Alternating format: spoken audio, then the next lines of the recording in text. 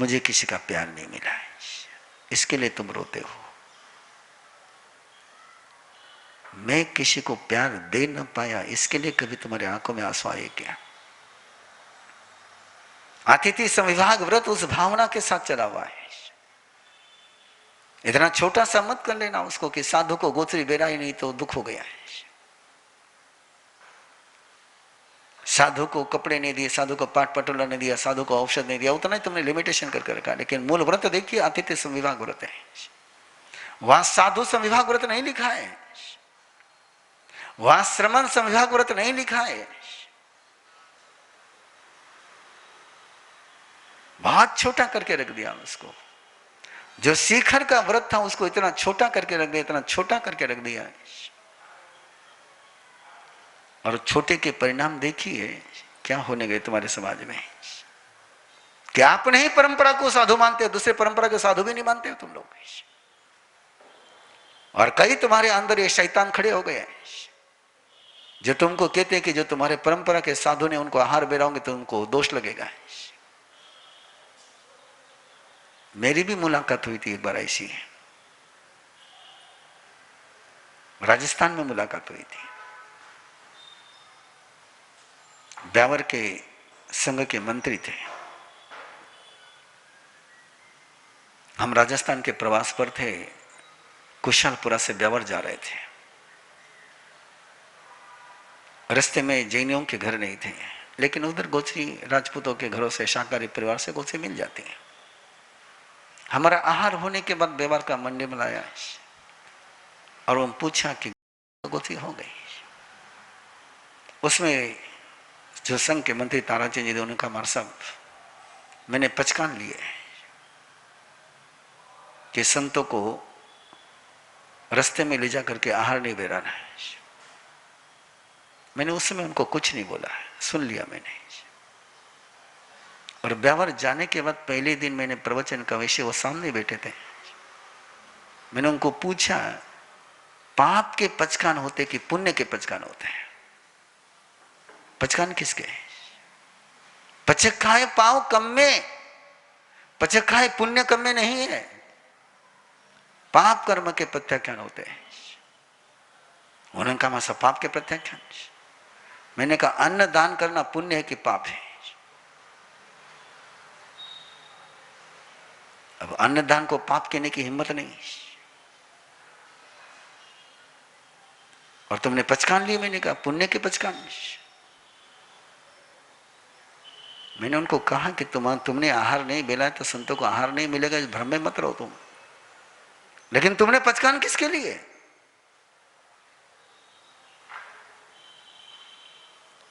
और ऐसे बहुत सारे शुरू हो गए टोटके,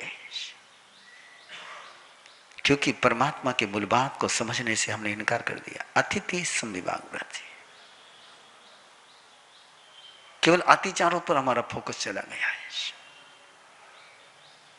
और मुझे बहुत बार लोग कहते हैं, मैं कई बार पूछता हूं कि किस विषय पर तुम प्रवचन सुनना चाहते हो? तो एक जगह मुझे कहा कि मां साहब साधुओं को आहार कैसे बेराना है इसकी थोड़ी जानकारी दे दो। मैंने कहा कभी नहीं दूंगा। बोले क्यों? मैंने कहा मेरी आहार की व्यवस्था मैं करूं, मुझे आहार कैसे बेराना ये सिखाने के लिए मैं बखान नहीं देता। मैंने कहा मैंने तुमने जिंदगी कैसी जीनी ये सिखाने के लिए बखान देता हूं। मैंने कहा मेरी आहार की व्यवस्था के लिए नहीं। और मुझे पता है कई लोगों का एक कार्यक्रम में बना रहा है कि साधुओं को आहार कैसे बेराना उसको सिखाते रहते हैं। पता नहीं क्या सोच है। अतिथि संविभाग व्रत की मूलभूत भावना है कि जो भी मुझे मिला है, जो भी मेरे पास है, उस पर मेरे अकेले का अधिकार नहीं है, सबका अधिकार है। और यदि सबके अधिकार पर मैं अकेला अधिकार जमा के बैठता हूं तो मैं अन्यायी हूं, मैं न्याय नहीं कर रहा हूं। और जो इस अन्याय को समझ सकता है कि जो मुझे मिला वो मेरा अकेले का नहीं है, वो सबका है। एक साधु को भी यह नियम दिया परमात्मा के, तो गुस्सी लेकर के आया है, तो आहार लेकर के आया है, तूने घर जाकर के गवेषणा करी है। लेकिन मत सोच कि तेरा अकेले का अधिकार उस पर है। जो भी तेरे साथ साधु है, उनको प्रार्थना करके उस आहार में से वो कुछ ग्रहण कर ले। प्रार्थना की बात है। किसने प्रार्थना करनी है? लेने वाले ने नहीं, देने वाले ने।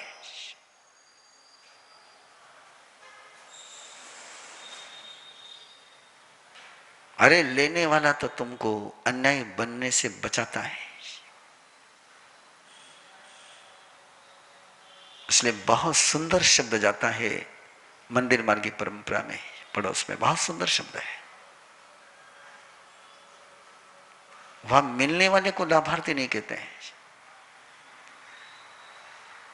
जिसने देने का लाभ लिया उसको लाभार्थी कहते हैं कि मुझे लाभ मिला है। प्राय तुम्हारी गवर्नमेंट की भाषा में, तुम्हारे समाज की भाषा में जिसको मदद मिलती उसको लाभार्थी कहते हैं, लेकिन भगवान महावीर के शासन में उसको लाभार्थी कहते हैं जिसको देने का सौभाग्य मिला। ये अतिथि संविवाह व्रत की भावना है। और ये अतिथि संविवाह व्रत के निर्वाह घर घर में होना चाहिए, हर व्यक्ति ने करना चाहिए।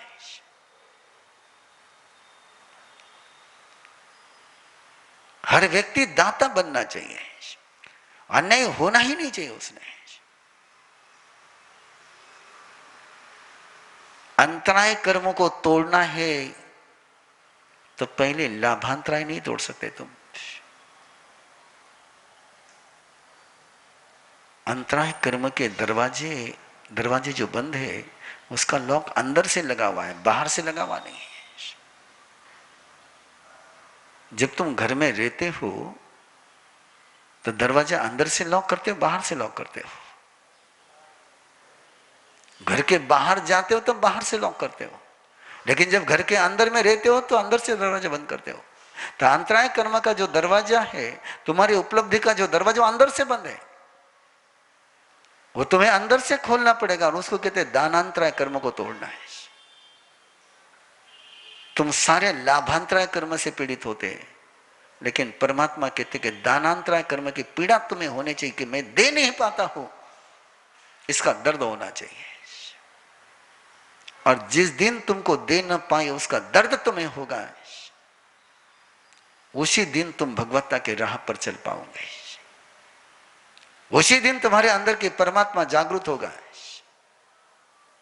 उसी दिन तुम्हारी इंसान बनने की यात्रा शुरू होगी।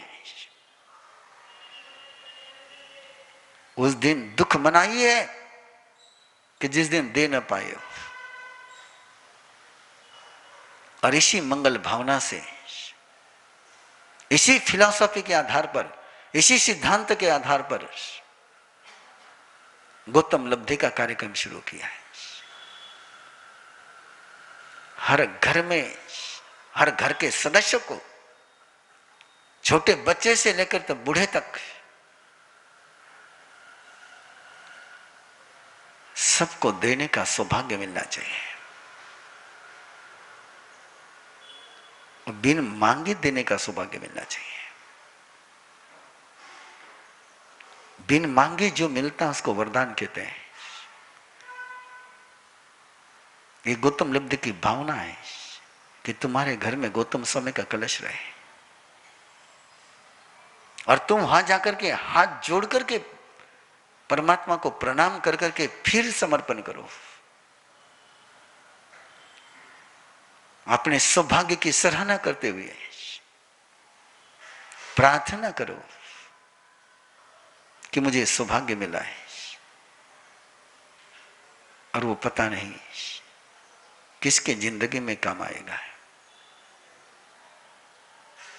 एहसान का एहसास नहीं, केवल कर्जा चुकाने का एहसास होना चाहिए दान करते समय।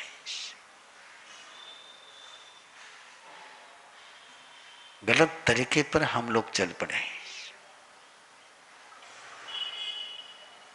इसलिए सिख परंपरा में तो 10वां हिस्सा धर्म का गुरुद्वारा का माना जाता है। आप जकात शब्द प्रयोग करते हो ना, जकात,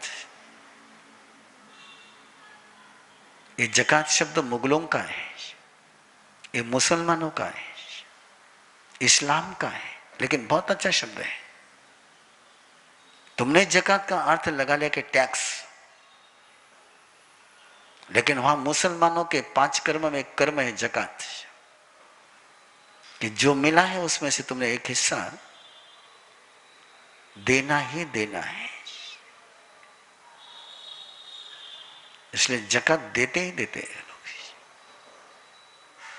अलग रूप बन गया उसका।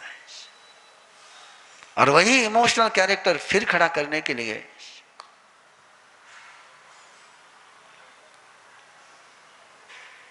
गिवर हैंड बनाने के लिए, गिवर हैंड की ट्रेनिंग देने के लिए। और ये पक्का है, एक बार हाथ दाता का बन जाए तो भिखारी का रहता नहीं है। जिस हाथ को देने की आदत लग गई वो हाथ कभी फैलाता नहीं है।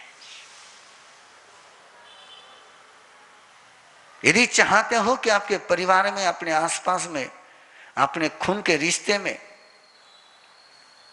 जिंदगी में कभी किसी को गिड़गिड़ाना का मौका नहीं मिले, उसको दाता बना दो।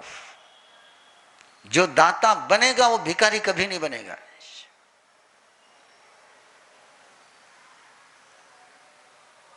बादल कभी पानी की भीख नहीं मांगते हैं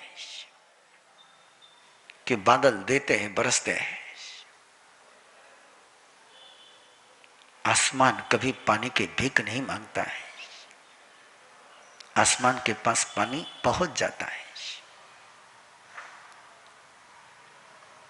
दाता बन करके जीवोगे तो मांगने की जरूरत नहीं पड़ेगी। इसलिए पेड़, फलदार पेड़ किसी से मांगते नहीं, देते हैं। और देते हैं तो मिलता ही है। ये उल्टा गणित है। लेने के रास्ते से आने के रास्ते बंद हो जाते हैं, लेने के रास्ते से आने के रास्ते बंद हो जाते हैं, देने के रास्ते से आने के रास्ते खुलते हैं। देख लो तुम्हारे पूरे बॉडी का स्ट्रक्चर। यदि श्वास छोड़ोगे तो ही श्वास ले पाओगे। जब तक तुम एक झील नहीं करोगे तब तक इनहेल कर नहीं पाओगे। पहले श्वास देनी होगी तभी श्वास ले पाओगे। बिना दिए कोई श्वास मिलती नहीं है। ये गणित पक्का है। पुराणों में एक कहानी जाती है, बहुत अच्छी कहानी है। उस कहानी को कहानी के रूप में लेना, लेकिन जीवन की बहुत सत्यता उसमें है। एक बार ब्रह्मा ने देवों को और राक्षसों को दोनों को भोजन के लिए आमंत्रण दिया, मेजबानी के लिए आमंत्रण दिया। स्टोरी है, लेकिन जिंदगी की फिलॉसफी बताने वाली स्टोरी है। दोनों को मेजबानी के लिए आमंत्रण दिया, और उस समय का सबसे बढ़िया जो भोजन होता था, खीर, पायस, पायस बनाया, खीर बनाया, बड़ी खुशबू आ रही है। और ऐसा ही हॉल बड़ा है, और उसी हॉल में जाने के पहले, एंट्री करने के पहले, अब जैसे तुम लोग करते हैं ना, हाथ धोने का काम करते हैं, सैनिटाइज, बिना सैनिटाइज करना एंट्री नहीं है। वहां पर ब्रह्मा ने की व्यवस्था करी कि बिना एल्बो को प्लास्टर के अंदर कोई नहीं जाएगा। एल्बो को प्लास्टर चढ़ाते थे। अब एल्बो को प्लास्टर हो गया तो हाथ मुड़ता नहीं है, और सबको खपचा बांध करके अंदर भेजा है। थाली परोसी हुई है, खाओ। राक्षसों ने थाली उठाई, दोनों हाथों से ऊपर से मुंह खोल करके मुंह में डालने का प्रयास किया है। अब थाली डालोगे तो मुंह में कैसे जाएगी। लेकिन देवताओं ने देखा और वो आमने सामने बैठ गए। उन्होंने देखा कि अपना हाथ अपने मुंह के पास नहीं जाता है, लेकिन अपना हाथ सामने वाले के मुंह के पास जा सकता है। एक दूसरे को खिलाया है और सबका पेट भर गया है। ध्यान में रखना है, तुम्हारे भाग्य के हाथों को प्लास्टर लगा हुआ है। तुम्हारे भाग्य के हाथों को प्लास्टर लगा हुआ है। तुम्हारा हाथ तुम्हारे मुंह के पास नहीं जा सकता है, लेकिन तुम्हारा हाथ दूसरे के मुंह के पास जा सकता है। और दूसरे के मुंह के पास तुम्हारा हाथ जाएगा तो उसके मुंह को उसका हाथ तुम्हारे पास आएगा। इसको कहते हैं कि लेने के रास्ते देने से खुलते हैं, लेने से कभी रास्ते खुलते नहीं है। जरा प्रैक्टिकल जिंदगी में प्रयोग करके देखना है। प्रेम मांगने के बजाय प्रेम दे करके देखना है। प्रेम देना शुरू करोगे तो प्रेम आना अपने आप शुरू हो जाएगा। सम्मान मांगने के बजाय सम्मान देना सीखो, रिस्पेक्ट करना सीखो तो रिस्पेक्ट अपने आप आ जाएगा।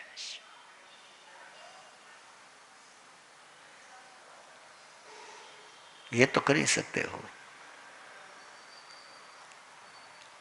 किसी से सहयोग लेने के पहले सहयोग देना सीखो तो सहयोग आने का रास्ता खुल ही जाएगा। रामायण याद है ना आपको? जरा याद करिए रामायण को एक बार। हनुमान जी ने पहले राम को दिया कि राम जी ने पहले हनुमान को दिया? हनुमान जी ने राम का पहले काम किया कि राम जी ने पहले हनुमान का काम किया? यदि रामायण को उठा करके देखोगे तो पता चलेगा कि पहले नर, सुग्रीव, अंगद और हनुमान जी बलि से परेशान थे। पहले राम जी ने उनकी समस्या का समाधान किया है, और जब उनकी समस्या का समाधान हो गया तो सारी जिंदगी भर राम जी के काम में आते रहे।